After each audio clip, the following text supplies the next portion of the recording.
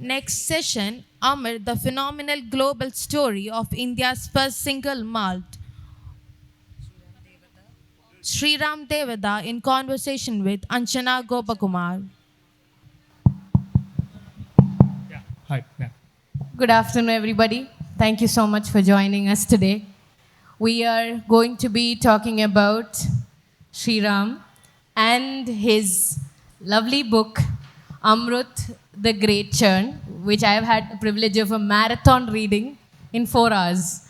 And I have so many questions, but before that, I would love to give you the space to give the audience a little bit of an outline of the book. Thank you, Anjana. Thanks, KLF, for having me here. So, if you look at what history generally means, you're invariably thinking of Gandhi and the freedom movement, or you're thinking of the political contemporary history. But what about business history? Right? So, that was one of the core themes or motivations for me to write this. Because you take away the economic growth, India's story is not India's story today. Big part of that is the economics, right? Apart from that, while we are so used to, if you look at historically as well, we were largely exporting commodities, indigo, cotton. As a branding itself comes in late to us. We learn it from the West. So whatever brands that we do have are largely local or national now. And Amrut actually shows you how to build a world-class brand. That again was very interesting for me. We have very, very few stories that do that from a business perspective. But from a country perspective, right, they always talk about hard power and soft power. Soft power is what the country has culturally, which sort of makes a favorable impression of that. Anime, K-pop. These are all things that sort of create this whole perception of a country. India just has what? Bollywood, and I don't know, Bollywood also is bombing now in many ways, but Bollywood and yoga. Can we use this as a diplomacy, right? So these were some of the broad strands of why I wrote the book. And I try to do, string a lot of different ideas here, right? From branding to management to emotions. Building a company is not easy with the regulatory network, the challenges, the failures. So this is a book that tries to tell you all of it. It's not just going into crazy frameworks because I'm not a MBA guy, nor am I an entrepreneur. So I'm just a storyteller. So I've brought in the element of storytelling to the Amrut story to the best of my ability. Yeah, so that's a quick context. Thank you so much. You are truly a storyteller because going through this book, I did not feel like I was reading a business narrative. It was more like a fiction, like I was discussing with you. To start off our conversation, I'd like to tell you guys that for me, this is like coming full circle because it took me an Italian professor to tell me that the world's best whiskey actually is produced in a neighboring state. And it took me him to slap that reality into me that one of the top 3 whiskeys in the world actually come from India. And you go around looking for foreign brands. So I am not surprised that Amrut was a brand that you wanted to write about. But if I had to ask you, what was the inspiration behind, or how did you end up writing about Amrut as a brand? Okay, so this I always say this, right? We often downplay our luck. The story found me as much as I wanted the story. The only credit I will take is for persevering, following it up, because writing a story takes years. Because you're talking to the CEO, top management, they don't have time. This is the last thing on their day. They want to do other things. They have supply chain problems. They have taxation to do. So to persevere through that is one of the things that I learned. But I found it just like this. I had written a previous book. I was talking to someone, and they turned out to be working in Amrut. And I'm like, why is no one told this story? This is an incredible story. And then I followed the story, and that's how I wrote it. There's nothing else to it, barring that. I mean, the whole storytelling also makes you very emotional. Through the book, I will tell you that you will become one with the brand. And towards the end, if you are, if I may use the opportunity, a patriot, not just for social media, not just as a keyboard warrior, you would truly relate to the brand quite a bit. And like I told you guys, it's written in a very fictional model with the story developing and then going through an emotional roller coaster. How did you get into that narrative that I'm going to tell a business story but make it sound like fiction and give the audience a feel like it's a movie? Because I felt like I was watching a movie. Okay, so this comes down to your influences. I've read tons of books, right? Different books. And if you look at some of the best books, even the hardest subjects, they present it in such a nice manner that you fall in love with it. Something that we should do more in our schools and colleges. There's a reason I studied mechanical engineering and took me 10 years to figure out and say I want to write, right? It's a self-discovery process. So if you look at some of the really well-written non-fiction books, they will have that element of storytelling, right? Depends on how much. I cannot write an organic chemistry textbook with all stories, but I can see what does that chemical mean? Because whiskey at the end of the day is organic chemistry. If I started getting into esters and ethyl alcohol, no one cares. But what happens with that ethyl alcohol to my life? What if that was a person? What are the regulations? The moment I start relating it to you, that's when it becomes interesting. And that's what I acquired by reading some of the greatest books, right? I've read books about ideas from Freud to Fire. These tomes, they've sat years to write it, but there's a way they write it. And that is something over time is what I wanted to do, because I was clear. I didn't want to write another management textbook because I didn't have the competency. What I wanted to write was to inspire as many people to take up entrepreneurship. Look at ourselves with pride. There are lots of challenges. If you want to talk and complain, I'm in Kerala, so I'm sure people will be more red than me. They will tell me what all things are wrong, which I can't even think of. But if I ask someone what is right, that's what we need. Because if you look at the headlines today, Europe, it looks bleak. If you yourself are convinced that nothing good is going to happen, surely nothing will happen. Surely there are challenges. But this was a story that hopefully sort of tells us, like the ISRO story that we see, like the chess championship, it keeps us alive. It keeps us pushing on, irrespective of all the other things that are breaking down. And I felt this story had that. I know it's in a controversial space, but I felt all of these were important things to say. For us to look at ourselves, get the inspiration and tell the world, hey, we have this thing that is going for us. Because we are a powerful country now. What do you have? If you met someone, what are you going to tell them, right? Now I know every time I go meet someone from the West, I take a bottle of AMRUT and I tell them, this is our whiskey, right? And they're mind blown. I've heard stories of diplomats changing their flight schedule. There was this one diplomat who had to go to Ahmedabad.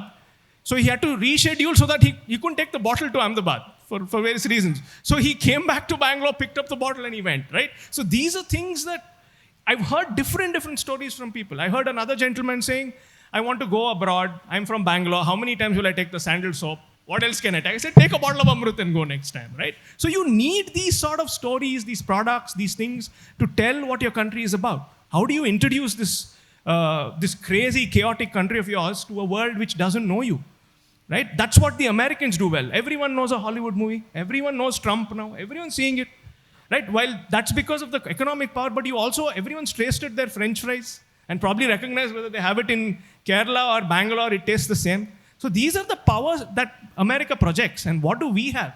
We need to build more of this. We can't just be relying on yoga and Bollywood. Again, I go back to that. So these are some of the things that really drove me to say, why are we not telling these stories? And that's why I wrote it at some level. I think I meandered, but You did a phenomenal job at that. And I'm so glad you were able to write about this brand in particular, because even the book goes around how an Indian brand had to make sure that this brand was sold abroad for Indians to accept it. So that was their strategy as well. I won't give out more details. I would urge you to read it.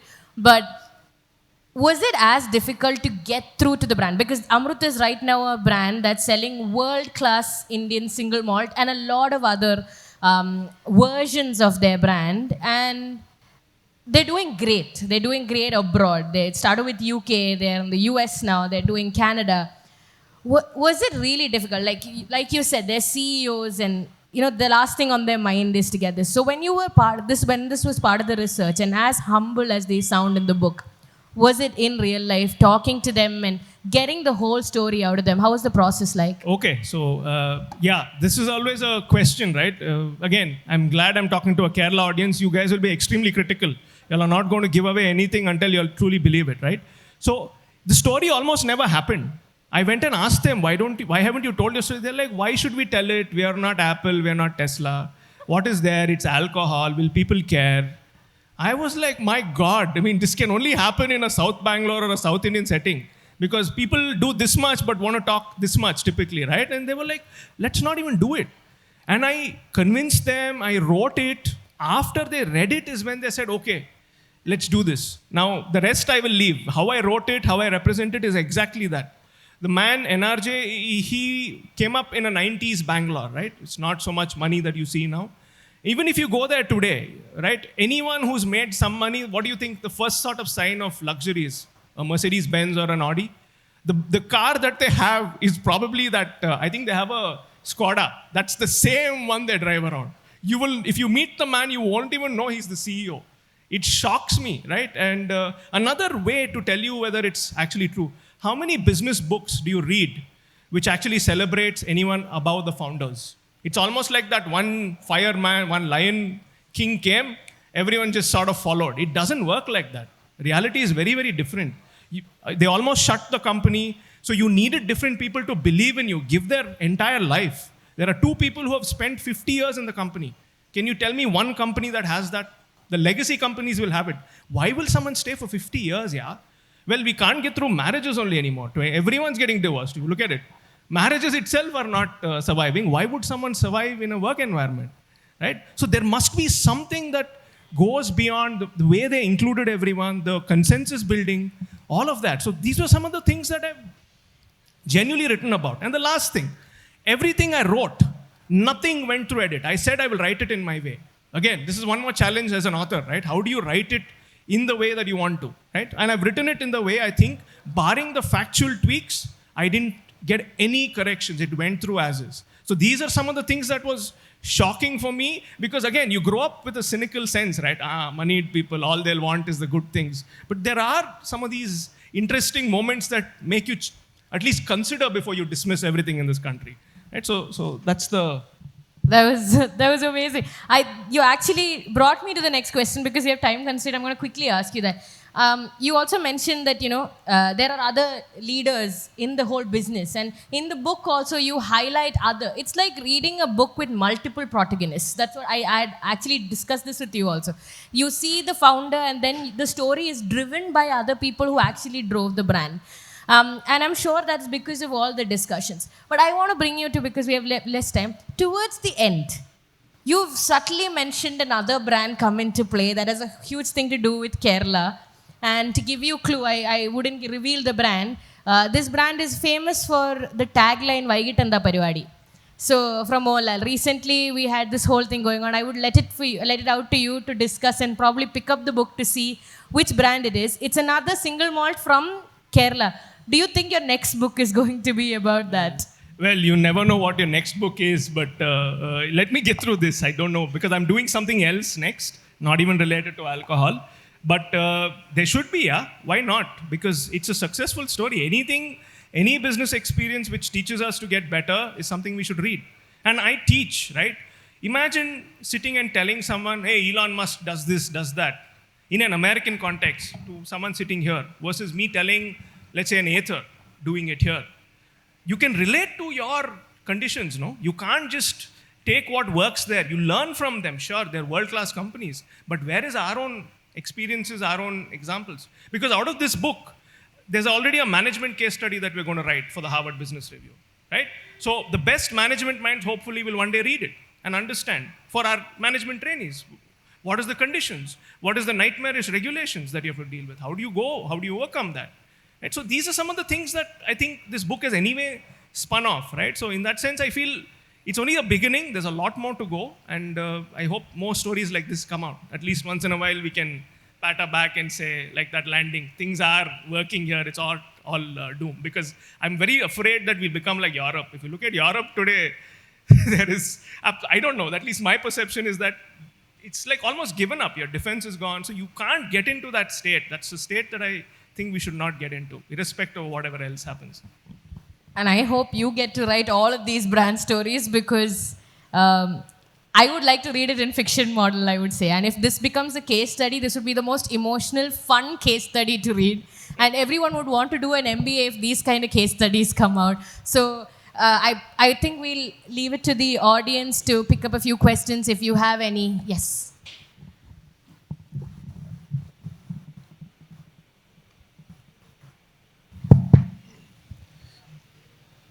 generally it's known that the Scotch whiskey and stuff is very deep. Can you hear me? A little bit louder, sir. Okay. Generally, it's known that the Scotch whiskey is heavily dependent on the water they use, the source of the water. So, is there any similar situation here too? Okay.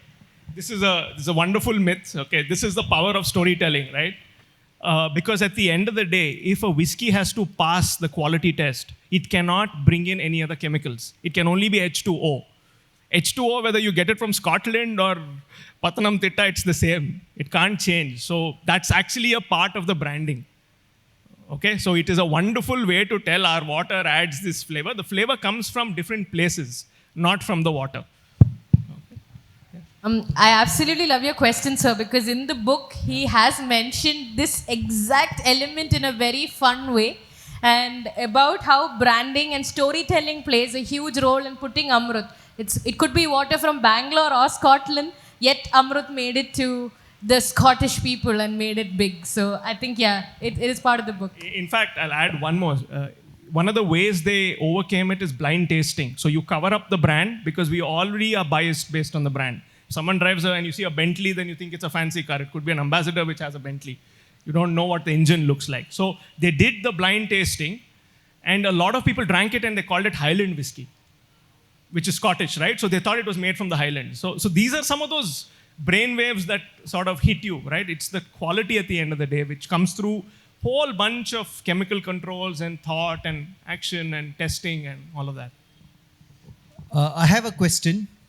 Yeah. Here. Go ahead, yes, sir, please. So my question is, what as a writer, what were some of the challenges you faced writing a story like this, particularly when the promoters of that company did not quite resonate with wanting to tell this story, and from beginning to end, what kind of timeline does it take?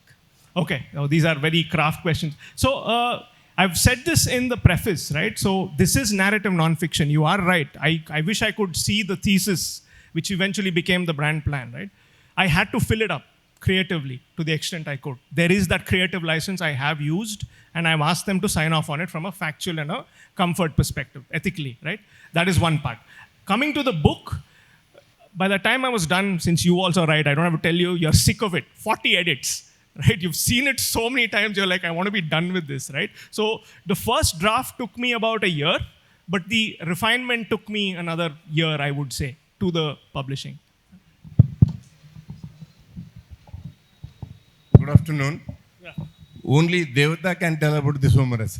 Sriram Devatha did it. This is my experience at this one. When I went to this one Munich, there was a village called Sliersee. I had been there. The bartender introduced me. I will introduce a world's best single malt.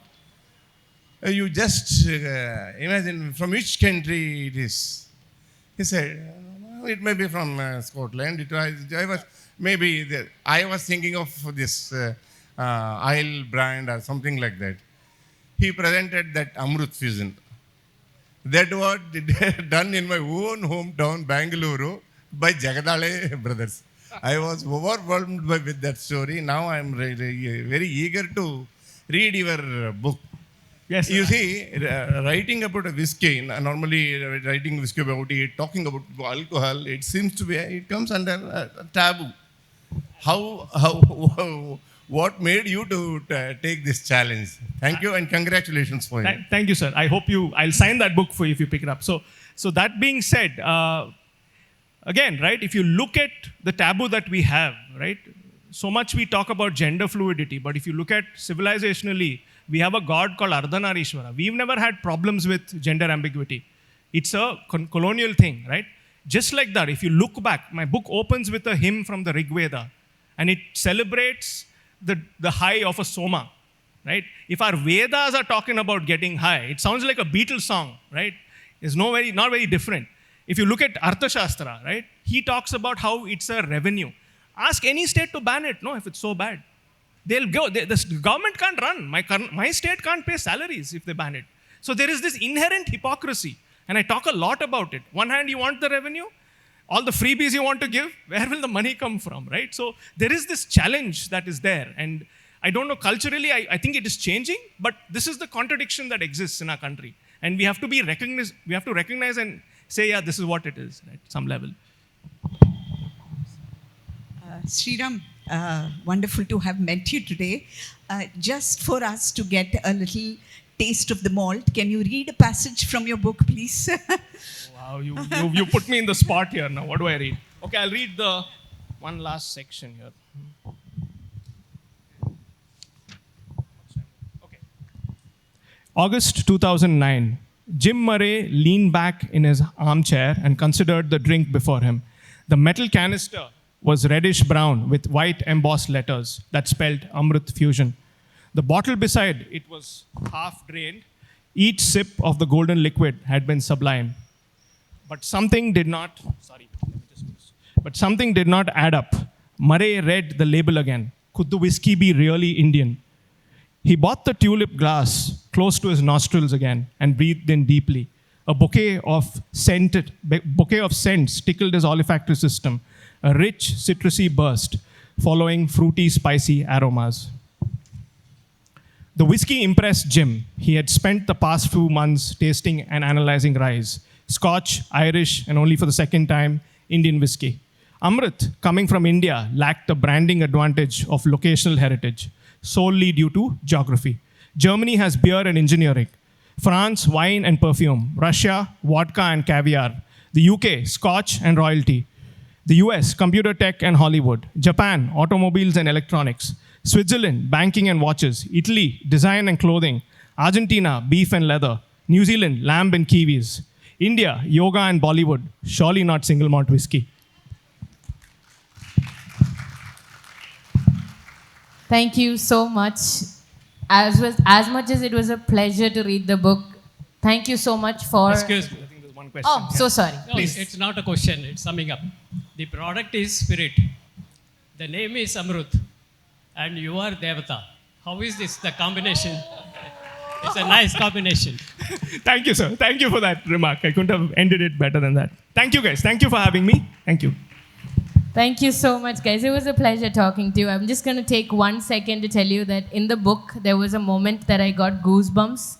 In the way, of course, in the way he's written it, but also when there's a line that says, Amrut was ranked 3rd in the world of best whiskies, around 4,000 other competitors. And as Amrut soars high and sells more bottles across the world, I hope this book also travels the world along with it. Thank you so much. Thank you so much for having me. Thank you for guys. being a Thank great you, audience. guys. Thank you, guys.